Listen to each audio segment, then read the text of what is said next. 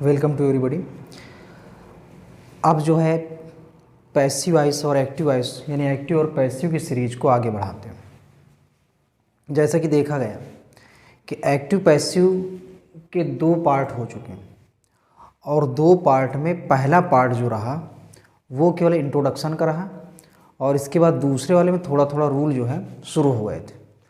और पहले पार्ट में इंट्रोडक्शन देखना तो ज़रूरी है ही स्टूडेंट्स को, अगर नहीं देखें तो देख लें, लेकिन उससे ज़्यादा कहीं ज़रूरी पार्ट 2 रहेगा।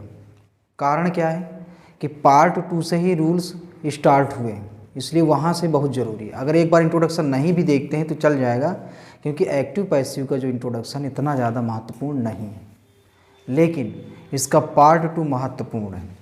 अगर स्टूडेंट्स का नहीं देखा है तो ज़रूर देखें। और अब ये जो पढ़ने जा रहे हैं ये होगा पार्ट 3।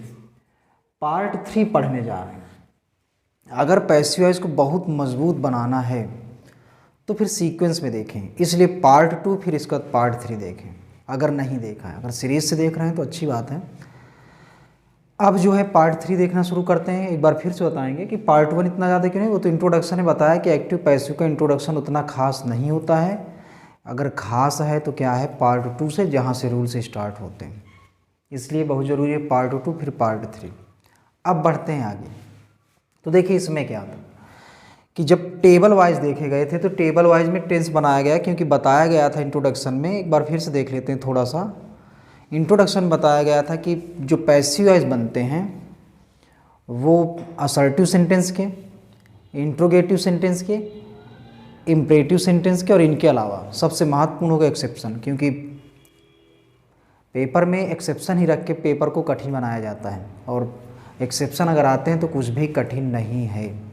तो बस अब बढ़ते हैं आगे, क्योंकि बताया सबसे पहले कि असर्टिव सेंटेंस चलना है। तो असर्टिव सेंटेंस के रूल आरंभ हो गए थे उनमें पार्ट 2 में, और अब पार्ट 3 में आगे बढ़ाते हैं। क्या कैसे करना है देखते हैं इसमें क्या है। तो सबसे पहले एक बार फिर से वही पॉइंट देखना है कि रूल जो सिंपल रूल लिखा हुआ है असर्टिव सेंटेंस का कि ऑब्जेक्ट का सब्जेक्ट क्या कहना होगा। सबसे पहले ऑब्जेक्ट का सब्जेक्ट बनाएंगे। अब ये ऑब्जेक्ट का सब्जेक्ट कैसे बनता है ये इसमें पार्ट नंबर 2 वीडियो में बनाया गया, लेक्चर 2 में। फिर इसके बाद हेल्पिंग वर्ब लगाएंगे, वो भी कौन सी, पैसिव वॉइस की। हेल्पिंग वर्ब कौन सी लगाना होगा, पैसिव वॉइस की। फिर इसके बाद नाट यदि हो तो, अगर है तो नाट लगाएंगे। और कहाँ लगाया जाता है नाट, हेल्पिंग वर्ब के बाद। नहीं है तो कोई बात नहीं। फिर इसके बाद वर्ब की थर्ड फॉर्म लगाते हैं, और वर्ब की थर्ड फॉर्म के बाद जो है प्रयोग करना होगा प्रीपोजिशन। इसके बाद लगाएंगे प्रीपोजिशन, और प्रीपोजिशन के रूप में आता है कौन सा, बाई। क्या लगाया जाएगा, बाई। और बाई के बाद फिर लगाएंगे सब्जेक्ट का ऑब्जेक्ट। थोड़ा सा क्लियर नहीं दिख रहा है, अब सही है इसलिए इसको क्लियर करते हैं। क्या लगाएंगे फिर, सब्जेक्ट का ऑब्जेक्ट। और उसके बाद हो सकता है कि सेंटेंस में अदर वर्ड दिए हों, क्योंकि होता क्या है कि पैसिव वॉइस में बहुत ही कम अदर वर्ड्स आते हैं, तो अदर वर्ड्स सबसे लास्ट में ही लगाते हैं। वो लास्ट में होता भी है और उसको लास्ट में ही लगा देते हैं। तो ये रहा अभी तक सिंपल रूल। अब आगे बढ़ते हैं। आगे क्या देखना है, जैसे रूल पढ़ें तो रूल के तुरंत बाद देखना होगा इस टेबल को। और ये जो इधर सारणी बनी हुई है सब्जेक्ट और ऑब्जेक्ट या पॉजेसिव एडजेक्टिव, तो इनका परिवर्तन किस प्रकार होगा उसमें भी बताया गया पार्ट नंबर 2 में, और पार्ट नंबर 3 में भी बताया जाएगा, और आगे आने वाली सभी वीडियो में बताया जाएगा। तो चलिए अब इसको देखते हैं। ये जो टेबल बना हुआ है इस पर लिखा है टेंस, हेल्पिंग वर्ब और हेल्पिंग वर्ब चेंज, वो भी किसकी, पैसिव वॉइस की। अगर पैसिव वॉइस बनाने जा रहे हो तो ये देखना है कि जो हेल्पिंग वर्ब्स आया करती हैं पैसिव वॉइस बनाने में कौन किस में जाती है, उसके लिए एक टेबल है। तो बात करते हैं प्रेजेंट परफेक्ट टेंस की, क्योंकि बात टेंसेस की चल रही है और ये भी बताया गया था कि केवल 8 टेंस की पैसिव वॉइस बनती, 4 की नहीं बनती। तो उन्हीं 8 को देखते हैं बराबर।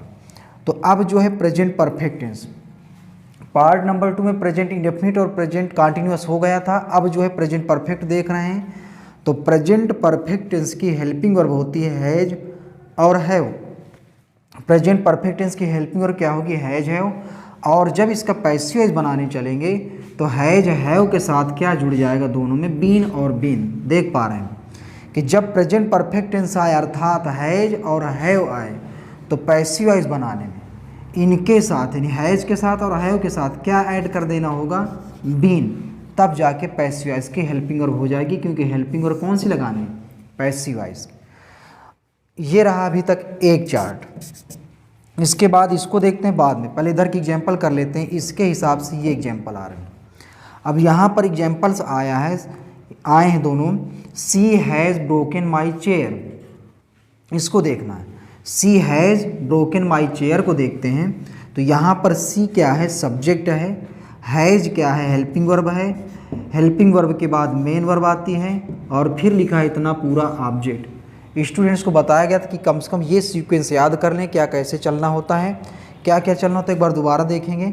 सब्जेक्ट आता है सबसे पहले और फिर आती है हेल्पिंग वर्ब, फिर आती है मेन वर्ब और फिर आता है ऑब्जेक्ट। नॉट अगर आता है असर्टिव सेंटेंस में तो आया करता है हेल्पिंग वर्ब के बाद और मेन वर्ब के पहले आता है, लेकिन अगर नॉट नहीं तो सीक्वेंस क्रम याद रखिए क्या क्या होता है, पहले सब्जेक्ट, फिर हेल्पिंग वर्ब, फिर मेन वर्ब और फिर ऑब्जेक्ट होता है। इसलिए इसको ऐसा बताया जा रहा है सीक्वेंस, क्योंकि स्टूडेंट्स गड़बड़ कहाँ पे सबसे ज़्यादा करते हैं, तो ऑब्जेक्ट को ढूंढने में ही करते हैं, इसीलिए वो कभी भी बना नहीं पाते हैं, क्योंकि ऑब्जेक्ट जब ढूंढ पाएंगे तो बनाएंगे कैसे। लेकिन अगर ये सीक्वेंस आता है तो ऑब्जेक्ट ढूंढना बिल्कुल आसान होगा। तो अब चलिए स्टार्ट करते हैं कैसे बनाना कैसे है। तो सिंपल रूल क्या कह रहा है, रूल बोले तो मंत्र उस दिन बताया था कि मंत्र मारिए वाक्य बन जाएगा, सेंटेंस बन जाएगा। तो ऑब्जेक्ट का सब्जेक्ट, तो इसमें ऑब्जेक्ट क्या आया है, माई चेयर। अच्छा स्टूडेंट्स को बताते हैं क्या करते हैं, जो कमज़ोर होते हैं वो क्या करते हैं, जो माई लिखा हुआ है माई का बना लेते हैं आई, ऐसे करके आई चेयर, मैं कुर्सी। भाई मैं कुर्सी कब से हो गई, या मैं कुर्सी कब से हो गया, दोनों को कहना, क्योंकि यहाँ पे सी है। लड़के लड़की स्टूडेंट्स क्या करते हैं कि माई को आई बना लेते हैं और फिर ले आते हैं चेयर और कहते हैं कि हमारा ऑब्जेक्ट का सब्जेक्ट बन गया मैं कुर्सी। ये कब से, बार बार पॉइंट उठ रहा है, खुद नहीं सोचते हैं कि अगर इसका अर्थ निकालते हैं तो निकलने वाला मैं कुर्सी, तो मेज़ भी बन जाओ फिर, मतलब कुछ भी, तो ये नहीं होगा।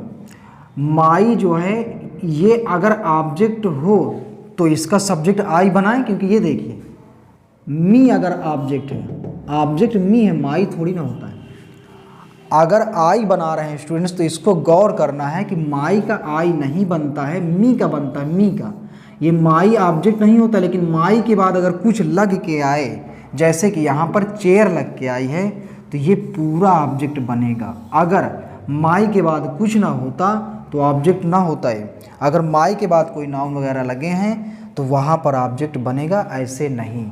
ये बात हम कर रहे हैं कमज़ोर स्टूडेंट्स की, जो बिल्कुल कमज़ोर होते हैं उनकी बात की जा रही है।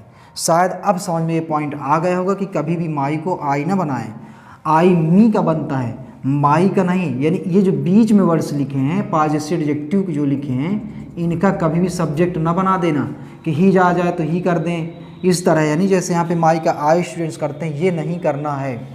अगर आई करना होगा तो किसका करेंगे, मी का करेंगे। ये एडजेक्टिव है और इसके बाद जब कुछ दिया हो, कोई नाउन दिया हो, तो ये पूरा जो है ऑब्जेक्ट माना जाएगा। उम्मीद है अब समझ में आई होगी ये वाली बात। कमज़ोर विद्यार्थियों को, जो पढ़ने में ठीक हैं उनको तो आता ही है, उनको बताने की ज़रूरत नहीं है। तो ये लिखा है ऑब्जेक्ट, तो ऑब्जेक्ट का क्या बनाएंगे, सब्जेक्ट। यानी माई चेयर पूरा आएगा, माई को कुछ नहीं करना है, माई माई रहेगी।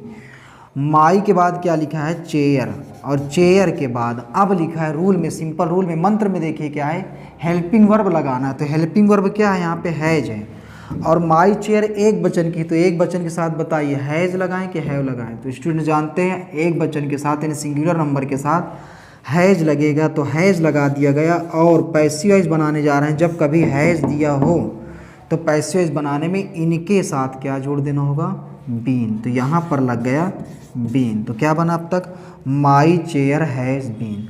और फिर इसके बाद क्या लगाना होगा, देखते हैं। इस पे लिखा है नाट, यदि हो तो क्या इस सेंटेंस में नाट है, नहीं है, नो प्रॉब्लम। अगर नाट नहीं तो ठीक है, ना लगाइए। इसके बाद वर्ब की थर्ड फॉर्म लगाना है, तो ब्रोकन थर्ड फॉर्म ही है, क्योंकि इनके बाद थर्ड फॉर्म आता है, तो ब्रोकन थर्ड फॉर्म है, तो ये आ गया ब्रोकन। और इसके बाद प्रीपोजिशन बाई लगाना है, वर्ब की थर्ड फॉर्म के बाद प्रीपोजिशन के रूप में क्या लगाएंगे, बाई। तो यहाँ पर लगा देते हैं बाई, और बाई के बाद फिर लगाएंगे सब्जेक्ट का ऑब्जेक्ट, तो देख पा रहे हैं ये सब्जेक्ट जो था सी, यहाँ पर देखिए सब्जेक्ट है सी, इसका बनाना है ऑब्जेक्ट, तो सब्जेक्ट सी का ऑब्जेक्ट क्या बनता है हर। अब शायद उस टेबल की इम्पॉर्टेंस समझ में आ गई होगी स्टूडेंट्स को कि क्या कैसे। तो ये रहा अभी तक केवल एक एग्जाम्पल। अब आगे बढ़ते हैं, इसमें भी हम लोग पहचान चुके थे कौन क्या है, तो इसको बदलते हैं। क्या है देखिए, ये सब्जेक्ट है, ये हेल्पिंग वर्ब लिख दिया गया था, और नाट कहाँ आता है असर्टिव सेंटेंस में, हेल्पिंग वर्ब और मेन वर्ब के पहले आता है, फिर मेन वर्ब है, फिर ये है ऑब्जेक्ट। फिर से एक बार गौर करें, ये ऑब्जेक्ट है हिज। देखिए अब यहाँ पर स्टूडेंट्स क्या करते हैं, हिज को बना देते हैं ही, ये देखिए यहाँ से, लेकिन बताया गया कि ये थोड़ी ना चेंज होते हैं, इधर वाले चेंज होते हैं ऑब्जेक्ट, और हिज अगर आया होगा तो इसके बाद कुछ ना कुछ दिया होगा, और जब दिया हो इनके बाद कुछ तो वो पूरा बन जाता है ऑब्जेक्ट। और रूल क्या कह रहा है कि ऑब्जेक्ट का पहले क्या बना लें, सब्जेक्ट, तो हिज वर्क आकर के बन जाएगा सब्जेक्ट। कि ही वर्क करें, स्टूडेंट्स अब जान गए ही वर्क नहीं करते हैं, हिज कभी भी चेंज नहीं होता, चेंज होगा तो हिम होगा। हिज वर्क के बाद हेल्पिंग वर्ब लानी है पैसिव वॉइस की, तो कार्य जो है सिंगुलर ही होता है, तो सिंगुलर नंबर के साथ हैज ही लगता है। और बताया गया है जब कभी भी हैज है दिया हो तो पैसिव बनाने में इनके साथ बीन जुड़ता है, तो क्या लगा दिया जाए अब बीन, यहाँ पर लगा देते हैं बीन। अब पॉइंट क्या है कि जब हेल्पिंग वर्ब दो शब्दों से हो, जैसे यहाँ पर दो शब्द हैं, हैज भी है और बीन भी है,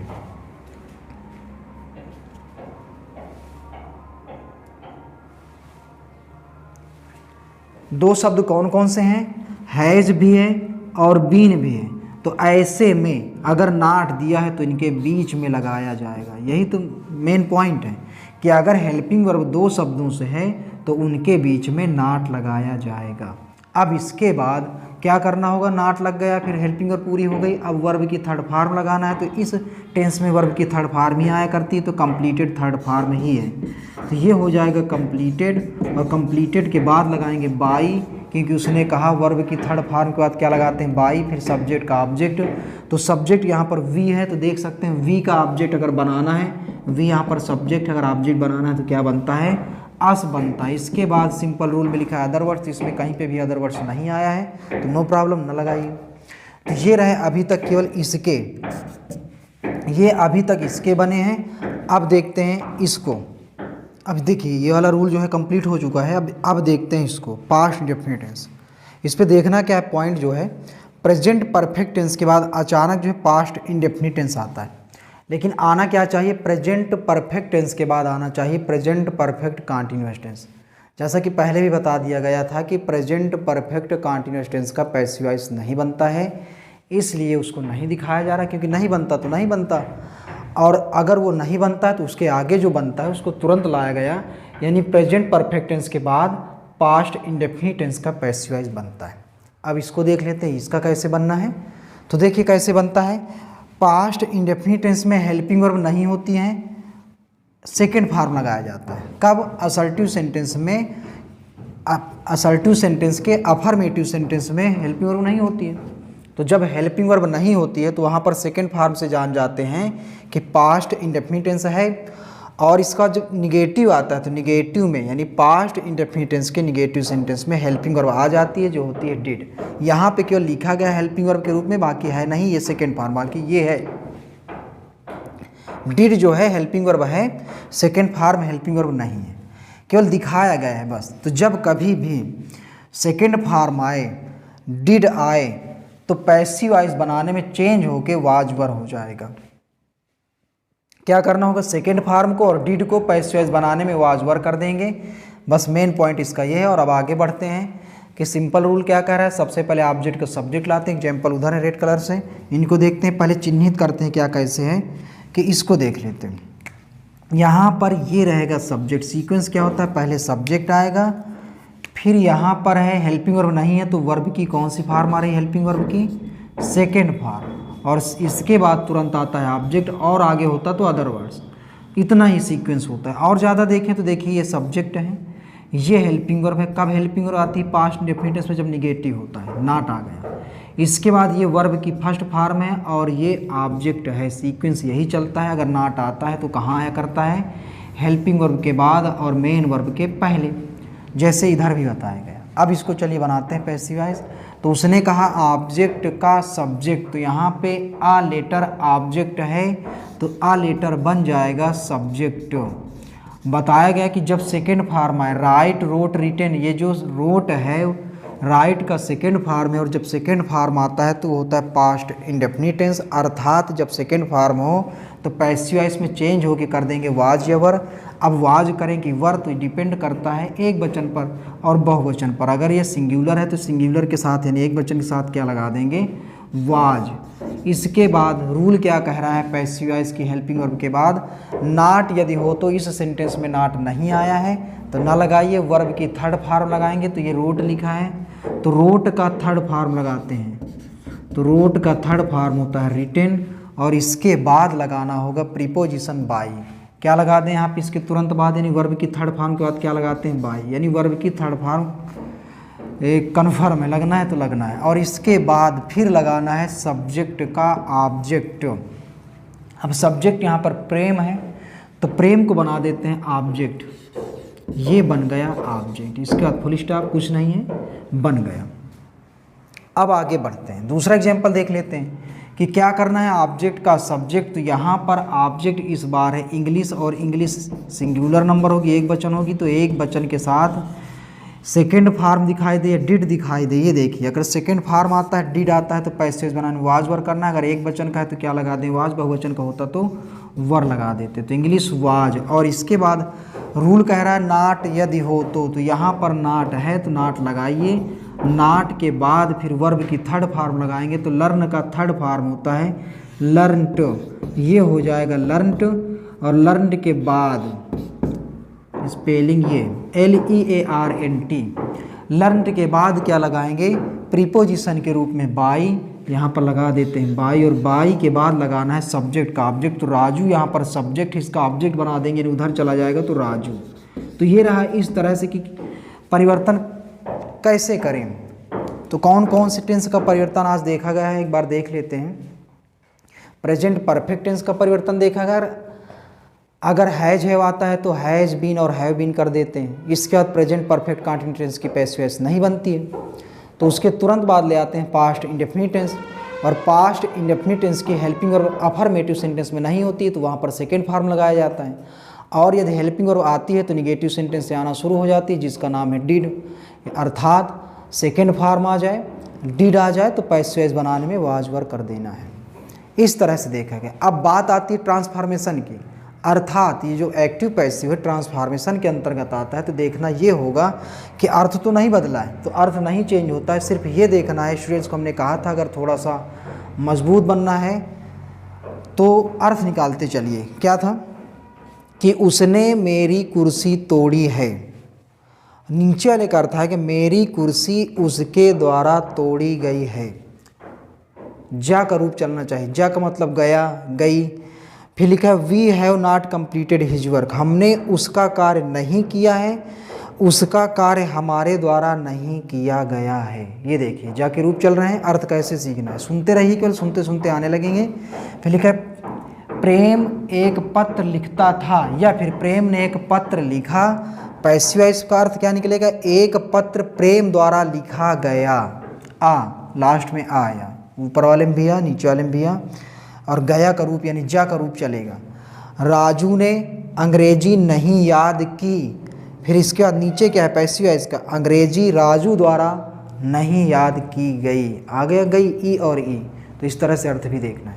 अभी भी पैसिव वॉइस शेष हैं, इसके आगे फिर बढ़ते हैं आगे और फिर देखते हैं। अब यही देखना है कि पैसिव वॉइस कैसे नहीं आती।